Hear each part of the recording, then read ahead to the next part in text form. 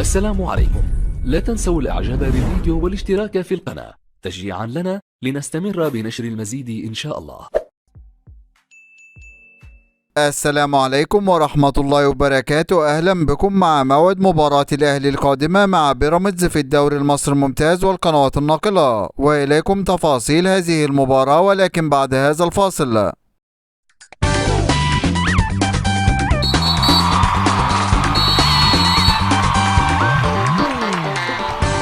بعد تعادل فريق الأهلي مع فريق حرس الحدود في المباراة السابقة بنتيجة هدف لكل فريق في المباراة التي جمعت بينهم في إطار مواجهة المباراة المؤجلة من الجولة الثالثة والثلاثين من بطولة الدوري المصري الممتاز، وسجل هدف الأهلي في هذه المباراة عن طريق اللاعب محمود كهربا، ويستعد فريق الأهلي بعد هذا التعادل لمواجهة فريق بيراميدز في المباراة القادمة، وذلك في إطار مواجهة المباراة المؤجلة من الجولة الثامنة والعشرين من بطولة الدوري المصري الممتاز. وقد انتهت مباراة الدور الأول بين الفريقين بفوز فريق الأهلي على فريق بيراميدز بنتيجة 3 أهداف مقابل لا شيء، ويحتل فريق الأهلي المركز الأول في جدول ترتيب الدوري المصري برصيد 82 نقطة من 32 مباراة، فاز في 25 مباراة وتعادل في 7 مباريات، بينما يحتل فريق بيراميدز المركز الثاني في جدول ترتيب الدوري المصري برصيد 70 نقطة من 33 مباراة، فاز في 21 مباراة وتعادل في 7 مباريات وهزم في 5 مباريات،